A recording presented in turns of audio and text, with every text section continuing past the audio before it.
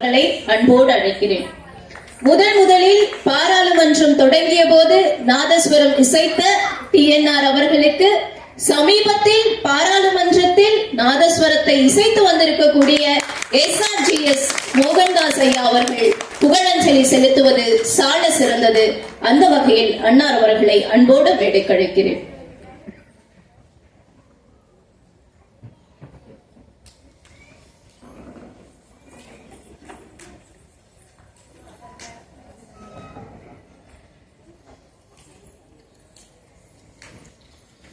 சபையோர்களுக்கு எனது மாலை.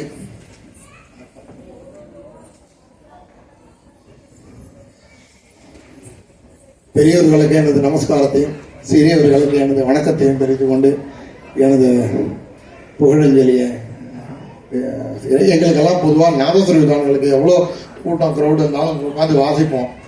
ஆனால் பேசுறதுன்னு சொன்னால் தனியாக உட்காந்து பேசுவோம். நிறையா தனியாக பார்த்தீங்கன்னா ரொம்ப பிரமாதமாக பேசுவோம். இதில் வந்து நிறைய ஒரு சில வித்வான்களை தவிர பாக்கி ஒரு முக்கால்வாசி வித்வான்கள் பார்த்தீங்கன்னா நல்லா நிறைய பேசுவாங்க. ஆனால் மைக்கில் சபையில் பேசுறதுன்னா கொஞ்சம் சங்கோஜமாக இருக்கும் எங்களுக்கெல்லாம்.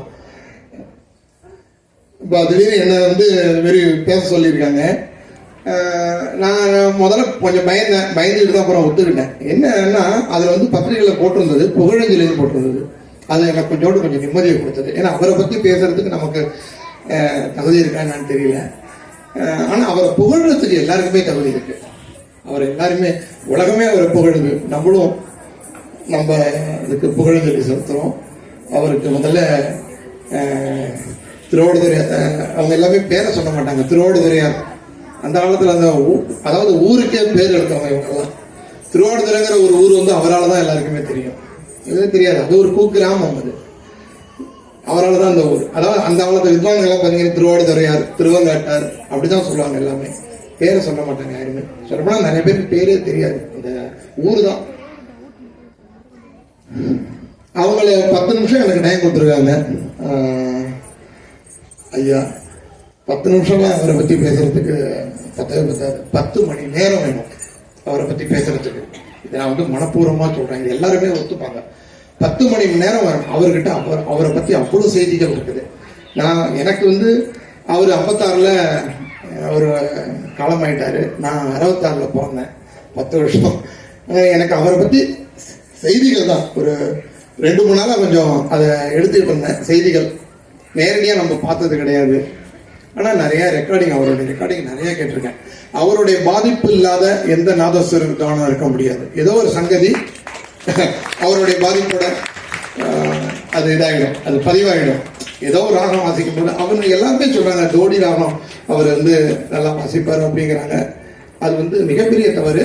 அவர் எல்லா ராகத்தையுமே அப்படிதான் வாசிப்பாரு.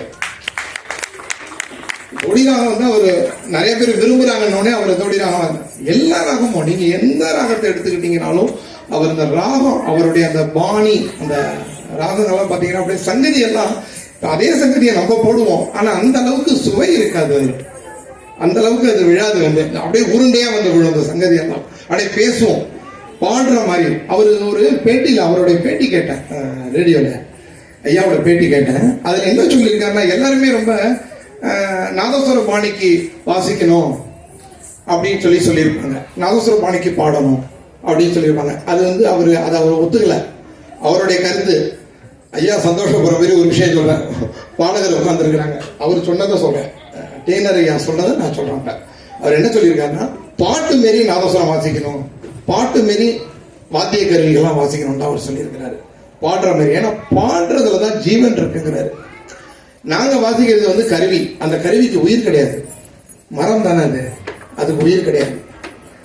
ஆனா பாடுறவங்களுக்கு ஜீவன் அவங்களுடைய இது. அதனால அவர் அப்படி சொல்லியிருக்கிறார். பாட்டு மாரி தான் வாசிக்கணும் வாத்திய கருவிகள்லாம் அப்படின்னு. அதுலதான் அவர் பெருமை. நான் நிறைய இடத்துல அவர் வாசிக்கும் போது அப்படி சொல்லியிருக்காங்களாம், உங்க வாசிப்பு வந்து பாடுற மாதிரியே இருக்கு அப்படின்னு. அதனால அவர் அது ரொம்ப பெருமையா சொல்லியிருக்கிறாரு.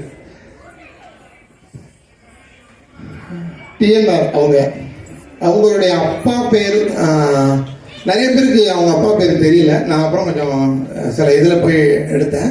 குப்புசாமின்னு சொல்றாங்க அவங்க அப்பா. அம்மா பேரு கோவிந்தம்மாள்.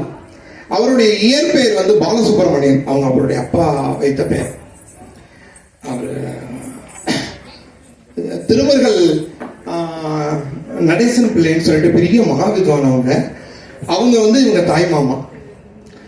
அவர் தான் அழைச்சிட்டு போய் குழந்தையிலே தத்தெடுத்துக்கிட்டாங்க. அவங்க தத்தெடுத்துக்கிட்டு அவங்க ஊருக்கே அழைச்சிட்டு போய் வாசிக்க சொல்லி முதல்ல வாய்ப்பாட்டு தான் நிறைய பாடியிருக்கிறார். வாய்ப்பாட்டு வந்து பொதுவாக நாதஸ்வர வித்வான்களுக்கு வந்து வாய்ப்பாட்டு பயிற்சி உண்டு. ஆனா அந்த வாய்ப்பாட்டு முழுமையா பாடுறதுங்கிறது ஒரு சில நாதஸ்வர வித்வான்கள் தான் பாடுவாங்க, எல்லாருமே பாட முடியாது. அவர் வந்து பாட்டு கச்சேரி பண்ணியிருக்கிறார். 2 மணி நேரம் 3 மணி நேரம் ஆல் இண்டியா ரேடியோலேயே பாட்டு கச்சேரி பண்ணியிருக்கிறாரு. பாட்டு கச்சேரி பண்ணியிருந்தாரு. அப்புறம் நாதஸ்வரம் திருமர்கள் அவங்க பெரியவங்க எடுத்து கொடுத்துருக்காங்க, அவங்க மாமா. அவரு அதுக்கப்புறம் தான் அந்த பெயர் வந்துச்சு. அந்த பேரை நான் சொல்லக்கூடாது, அவங்களுடைய இப்ப உள்ள பேரு. அப்போ அந்த இயற்பெயர் வந்து அவங்களுடைய பாலசுப்ரமணியம் அவங்க பேரு. காலமேகம் படத்துல பாடி நடிச்சிருக்கிறாரு. 1940 காலமேகன் ஒரு படம், 2 படமோ 3 படமோ நடிச்சிருக்கிறாரு, எனக்கு தெரியாது. அவங்கள இந்த ஒரு படம் தான் எனக்கு காலமேகம் படத்துல 1940 நடிச்சிருக்கிறாரு, பாடி இருக்கிறாரு சொந்தமா. அப்புறம் இந்த நாதஸ்வரம், இப்ப நாங்க வாசிக்கிற நாதஸ்வரங்கள், அதாவது 3 கட்டை 5 கட்டை சுத்தி 2.5 கட்டை, இந்த 2 கட்டை நாதஸ்வரத்தை அவர் தான் கண்டுபிடிச்சார். அவரும் டிஎன்ஆரும் என்ஆரும் சேர்ந்து. டிஎன்ஆர் எல்லாருக்கும் தெரியும், என்ஆர் நிறைய பேருக்கு தெரியாது. நரசிங்கப்பேட்டை ரங்கநாதன் ஆச்சாரி, அவர்கிட்ட போய் அவர் வீட்டில் உட்காந்து, அங்கெல்லாம் வந்து வசதியுமே கிடையாது.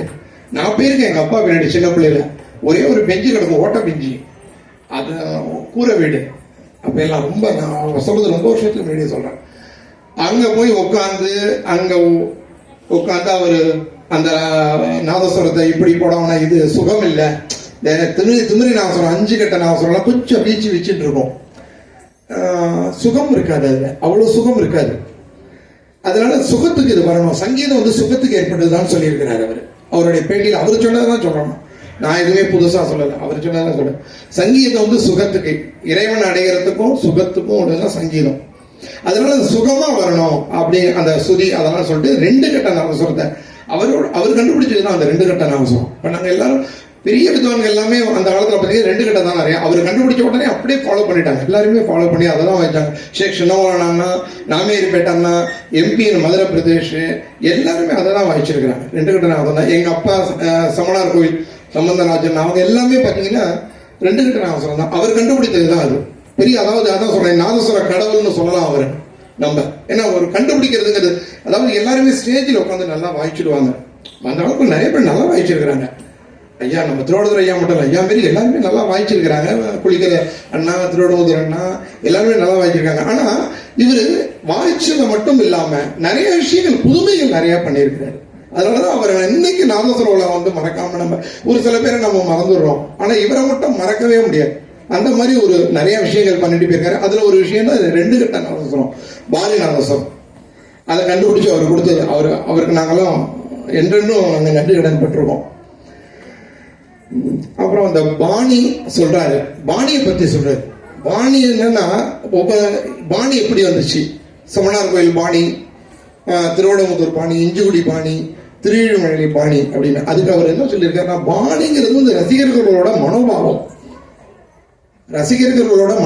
அவங்களுக்கு என்ன யாரை பிடிக்குது, எப்படி வாசிக்கிறவங்களுக்கு பிடிக்குது அப்படின்னு சொல்றாரு. பாணிங்கிறது ஒன்றும் கிடையாது, ஒவ்வொருத்தரும் அவங்க வாசிக்கிறத பத்தி இவங்க வந்து இவங்களுக்கு பிடிச்சதுனால அந்த பாணி நல்லா இருக்கு, இந்த திருவிழா நல்லா இருக்கு, செமினார் கோயில் நல்லா இருக்குன்னு சொல்லி அந்த பாணிங்கிறது அப்படி வந்து தான் உருவானதுதான் பாணி அப்படிங்கிறாரு. இதெல்லாம் அவர் ரேடியோல அவருடைய பேட்டி நான் வச்சிருக்கேன். என்னுடைய இதுல சில பேர் கேட்டிருப்பாங்க, சில பேர் கேட்காம இருப்பாங்க. கேட்கறவங்க யாராவது தேவைப்பட்டதுன்னா சொல்லுங்க, நான் பதிவு அனுப்புறேன்.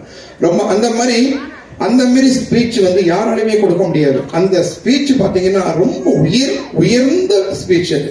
அந்த வார்த்தைகள், அவருடைய வார்த்தைகள், மனோதர்மம், அதெல்லாம் பாத்தீங்கன்னா ஒவ்வொன்றும் ஸ்டீமான், ஒவ்வொரு வித்வானை பத்தியும் அவர் பேசும்போது ஸ்டீமான், மதுரை புண்ணசாமி பிள்ளை ஸ்டீமான் அப்படிதான் ரொம்ப அந்த ஒரு இது.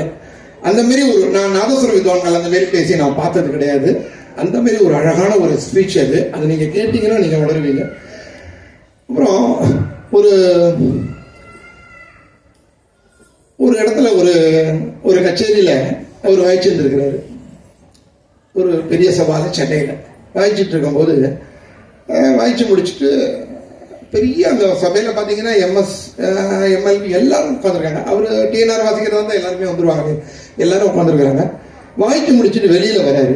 அப்போ அறியக்கூடிய ஐயா, நம்ம ஐயாவோட தாத்தா ராமானுஜம் ஐயாவோட தாத்தா வந்து அவங்க அறிவுடைய நான் பிள்ளைவாள் தான் கூடுவாங்க, பேரை சொல்லி கூட மாட்டாங்க, எவ்வளோ பெரியவங்க. பிள்ளைவாள் என்ன தர்பாரில் நாயகி வந்திருக்கு அப்படின்னு கேட்டார்.